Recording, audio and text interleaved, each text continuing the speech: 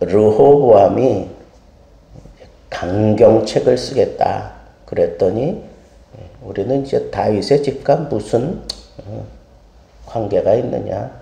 그럼 우린 다 떠나겠다 그러고는 떠났어요. 그리고 그 떠난 사람들에게 세금을 더 강하게 걷어들이겠다고 선언을 했으니까 감독관을 보낸 거예요. 감역관. 근데 이 아도람은 솔로몬 시절부터 부역과 세금을 관할한 그런 감역관이었어요. 유능한 사람이었다는 거예요. 감역관이 차출당해서 이제 그 흩어져 있는 그 10지파에게 가서 세금을 걷어들이겠다고 그러고 앉아 있으니 사람들이 화가 날 대로 나 있는 상황에 그런 사람이 왔으니 그냥 놔두겠어요? 그냥 쳐 죽여버린 거예요. 그러니까 이 감역관이 죽자마자 르호보암은 위기를 느끼고 어떻게 했어요? 급히 도망갔어. 급히 이제 예루살렘으로 도망을 갔겠죠. 그런데 마침 이제 여로보암이 애굽에서 돌아왔다 하는 소식이 그 흩어진 백성들에게 들리니까 이때다 싶어서. 왜냐하면 떨어져 나온 사람들은 자기들을 이렇게 묶어줄 사람이 필요한데 여로보암이 솔로몬에게 총애를 받던 여로보암이 솔로몬이 억지를 부리는 바람에 도망갔다는 사실을 그 백성들이 다 알고 있었던 거예요. 그래서 여로보암을 세워가지고 왕으로 추대를 한 거예요. 여러분, 떨어져 나가면 아주 민첩하게 움직이면서 자기들을 보호할 수 있는 그런 방안을 찾으려고 아주 그냥 온 힘을 거기 기울여요. 그러면 떨어져 나간 그 상처를 그걸 어떻게 해서든지 봉합하려고 하겠죠. 그래서 이 베냐민 지파와 이제 합세를 해서 사람들을 동원을 했어요. 전쟁을 일으키려고. 그러니까 너희들이 그랬단 말이지. 그러면서 전쟁을 일으키려고 18만 명이나 되는 엄청난 그런 젊은이들을 다 불러들였습니다. 그리고는 전열을 갖추어서 이제 이스라엘, 아직 이제 막 왕이 세워졌으니까 뭐 군대가 조성이 됐겠어요? 뭐가 어떻게 됐겠어요? 그러니까 이 전쟁을 벌이려고 18만 명을 동원해가지고 이제 쳐들어가려고 하는데 하나님께서 하나님의 선지자를 준비해 놓았던 선지자였어요. 이 스마야라고 하는 이 선지자는 누구냐 하면 이 애굽 왕 시삭의 침입을 예언했던 그런 선지자였고 르호보암 왕의 그 행적을 그 족보에 기록한 사실이 역대하 12장 5절부터 8절에 보면 이 스마야가 그런 일들을 했다라고 하는 것을 이렇게 밝혀놓았어요. 여러분, 이 열왕기상, 열왕기하, 그리고 역대상, 역대하 이걸 같이 봐야 돼요. 같이 보면 여기서 보완해야 될 것, 그리고 좀 이해 안 가는 부분들 아주 세세하게, 특별히 역대상, 역대하는 유다적인 관점에서 이걸 쭉 언약적인 관점에서 풀어간 책이고요. 이건 그냥 역사적인 흐름을 따라 이렇게 쭉 기록한 게 이 열왕기 상하예요. 그러니까 이게 같은 내용들을 다루면서 이게 언약적인 관점에서 그리고 유대 지파적인 그런 관점에서 하나님이 다윗을 통해서 그 언약의 흐름을 쭉 이어가시잖아요. 그러니까 그런 관점에서 기록한 책이 바로 역대상, 역대하기 때문에 이게 같은 내용을 좀 더 상세하게 다루기도 하고 빼기도 하고 이런 일들이 함께 이렇게 잘 기록되어 있어요. 그러니까 이 역대상하 그리고 열왕기상하 이건 서로 보완해 주는 책이다라고 생각하고 같이 읽어가면 좋아요. 그러니까 이 역대기에 보니까 분명히 이런 문제들이 쭉 기록되어 있는 것을 보면 이 스마야는 하나님이 준비해 놓은 선지자였다라고 하는 사실을 알 수가 있어요. 그만큼 백성들에게 아주 깊이 그 영향력을 행세해 왔던 그런 선지자다라고 우리가 생각을 할 수 있고요. 그 스마야를 보내서 하나님께서 동족끼리 싸우지 말아라.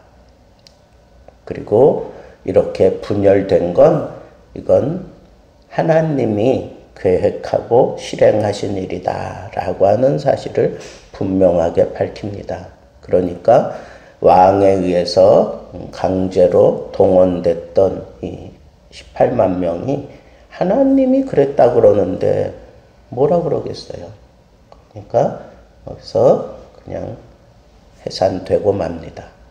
그리고 북이스라엘은 북이스라엘대로, 남유다는 남유다대로 이렇게 이제 두 나라가 생긴 거예요. 마치 우리나라 같죠, 그죠? 북한과 남한이 있는 것처럼 그렇게 생긴 거예요.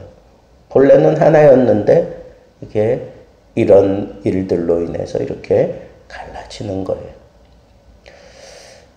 여러분, 오늘 이 말씀에서 우리에게 던져주는 것처럼 이렇게 우리는 북한과 남한이 하나라고 하는 의식이 있어요. 그죠? 우리는 있다고. 근데 이게 좁혀지지 않는 이유가 뭐겠어요? 갈라지고 나면 서로 아주 땅땅하게 굳어지는 거예요. 고착화되는 거예요. 자기들 생존권의 문제니까. 근데 지금 둘을 이렇게 통일시키려고 하는 게 또 우리 대한민국 사람들의 마음에는 또 이 통일에 대한 염원이 있단 말이에요. 이 통일을 어떻게 하느냐 하는 문제가 이제 우리에게 숙제로 남아 있는 거죠. 그런데 여기 보면 갈라졌을 때 이 서로 그렇게 막 고착화되는 거예요. 아주 땅땅하게 굳어지고 이런 게 있기 때문에 참 어렵습니다. 그냥 우리는 뭐 복음 통일, 뭐 자유 통일, 뭐 혹은 뭐 적화 통일, 뭐 이런 표현들을 하는 건 이건 그냥 뭐 무력으로 하자는 거예요. 힘 겨루기를 통해서 하자는 이런 입장이잖아요. 그죠? 근데 그만큼 어렵다는 겁니다. 힘들고 어려워요. 정말 어려워요. 근데 확실한 방법은 하나 있어요. 그게 뭘까요? 하나님이 하시면 돼요. 진짜 막 18만 명을 동원하기까지 얼마나 공을 들였겠어요. 그런데 그걸 그냥 한순간에 그냥 확 무너뜨리신 분, 그건 하나님이에요. 하나님이 개입하시면 되는 거예요. 하나님이 하시려고 하면 되는 거예요. 그러니까 우리는 이미 이렇게 갈라진 이 한반도의 이 아픔, 이미 고착할 대로 다 그냥 땅땅하게 굳어질 대로 굳어져 그렇게 생존을 해온 이 두 나라가 정말 한 형제고 한 혈통이라고 하는 의식을 그거 하나만 가지고 하나가 되기는 어렵다는 거예요. 오늘 말씀에 보면 이렇게 고착화되어 되기까지 혹은 고착화되고 난 다음에 계속해서 이렇게 힘들게 만드는 게 뭐예요? 지파의식이거든요. 지파의식. 여기 보면 이 지파의식이 결국은 이 분열을 쉽게 했다는 거예요. 이 사람들이 헤어질 때 우리가 요구하는 건 세금을 작게 해달라 그랬는데 더 강하게 하겠다. 그러니까 그러면 다윗의 집과 우리가 무슨 상관이 있겠느냐? 그러면서 10지파가 떨어져 나가잖아요. 근데 이 10지파가 떨어져 나가는 것은 이건 옛날 다윗이 통일 왕국을 만들기 이전의 상태로 떨어져 나가겠다는 거예요. 다윗이 정말 고생해가면서 정말 그가 그냥 일생일대의 그냥 소원이라고 생각하며 어떻게 해서든지 이 통일왕국을 만들어 놓았는데 이게 문제가 틈이 생기고 균열이 생기니까 확 차고 올라오는 게 뭐예요? 지파의식이. 우리나라로 말하면 경상도, 전라도, 충청도 이걸 뭐라 그래요? 하여튼 지금 이 지방색을 그냥 확 드러내면서 합쳐지지 않는 모습을 봐요. 겉으로는 어떻게 해서든지 서로의 이익을 위해서 이렇게 합쳐져 있다가도 문제만 생기면 확 들고 일어나는 게 뭐예요? 그런 거예요. 지방색을 확 드러내면서. 지금도 우리나라에 이게 있잖아요. 그죠? 아주 강렬하게 저 밑바닥에 흐르고 있는 게 있다고. 그러니까 그것 때문에 이게 아슬아슬한 거예요. 그게 힘든 거예요. 그렇게 흘러가도록 이루어진 그 역사를 고스란히 안고 있는 거예요. 여러분, 왜 이렇게 분열이 되고 고착화되고 난 다음에 이걸 합치기가 힘들겠어요? 바로 그런 아픔을 안고 있는 거예요. 지방색이 분명하고, 여기 이스라엘 백성들도 이 지파의식이 분명하니까 예전의 상태로 돌아간 것과 똑같아요. 예전의 상태로 돌아갔어요. 그래서 영원히 이렇게 갈라지고 난 다음에 영원히 두 나라가 멸망할 때까지 합쳐지질 못했어요. 이런 것들을 우리가 생각해 볼 때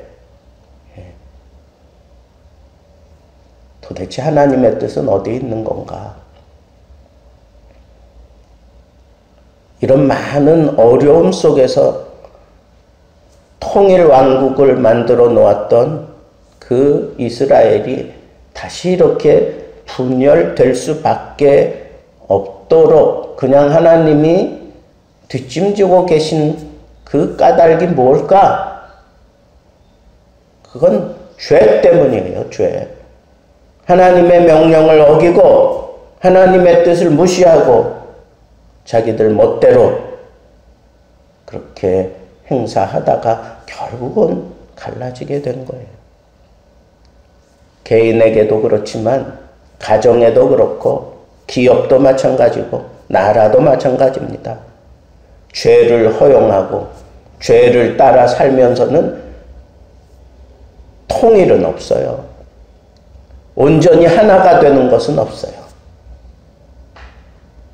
결국은 우리 인생의 최대의 적은 죄예요. 죄. 이 죄 문제를 내가 허용하고는 내가 이루려고 하는 건 다 그냥 신기루와 같은 거예요. 뭐 대단한 거 이룬 것 같지만 그 속에 여전히 죄가 있다면 그건 한순간에 무너지는 거예요. 슬쩍 금방 가도 언젠가는 와르르 그냥 다 깨지고 마는 거예요. 최대의 싸움은 죄와의 싸움이에요. 이 죄 문제를 인간은 스스로 해결할 수가 없어요. 그러니까 우리는 하나님과 하나가 되고 하나님의 뜻을 따라 살면서 하나됨을, 하나님과 하나됨을 지켜가는 이 싸움을 싸워야 돼. 내가 구원받고 난 이후에도 이 싸움이 얼마나 고되고 힘든지 우리는 잘 알고 있어요. 하나님은 모르실까요? 하나님도 잘 알고 계셔요. 그래서 예수 그리스도의 피로 구속함을 받은 이후의 백성들을 위해서는 하나님이 특별한 선물을 주셨어요. 그 선물이 뭘까요? 성령이에요. 성령. 성령을 부어서 우리가 이 영적인 싸움에서 승리하게 하셔요. 그래서 이 성령 충만한 상태에 머물러 있는 사람들은 하나님과 하나됨을 지켜가면서 그리고 우리가 온전히 하나된 모습으로 이 세상을 이기며 살 수 있어요. 마귀를 이기며 살 수가 있어요. 하나님의 뜻을 온전히 우리가 실현하며 살아갈 수 있습니다.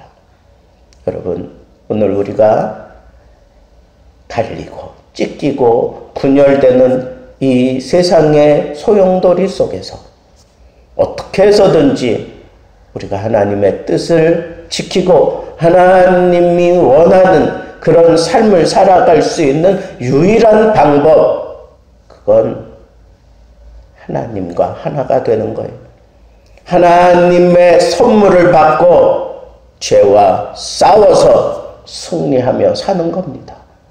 오늘 이 아침에도 여러분, 하나님이 개입하시고 하나님께서 준비된 선지자를 세워서 그리고 그 지파의식을 완전히 초토화시켜 버리셨던 하나님의 역사하심이, 하나님의 개입하심이, 하나님의 말씀하심이 우리로 하여금 이 세상에서 승리하게 하는 비결임을 꼭 마음에 명심하시고, 여러분 힘들고 어려울 때마다 분열로 인해서 괴로움이 막 내 안에서 차고 올라올 때마다 하나님 나에게 오시옵소서. 성령을 부어서 하나님 나를 좀 사로잡아 주옵소서. 내 안에 이 지파의식 같은 이런 잡다한 생각들이 막 파고 올라와서 나로 하여금 하나님의 사람답지 못하게 그렇게 행동하게 만들려고 하는 이런 모든 것들을 하나님 헤아리시고 하나님 강제적으로 나를 좀 다스려 주시고 하나님이 준비한 선지자 나에게 보내셔서 말씀으로 나를 다스려 주옵소서. 그러지 않고는 나는 이길 수 없습니다. 이것이 오늘 이 분열과 다시 하나 되려고 하는 이런 거룩한 싸움을 우리가 해가는 그런 방법이고 승리할 수 있는 분명한 하나님의 방법입니다. 이 사실 여러분들에게 선포해 주시는 이유가 뭘까요? 여러분들에게도 이 고된 싸움이 언제나 도사리고 있다는 거예요. 이 싸움에서 언제나 승리하시기를 우리 주님의 이름으로 축복합니다.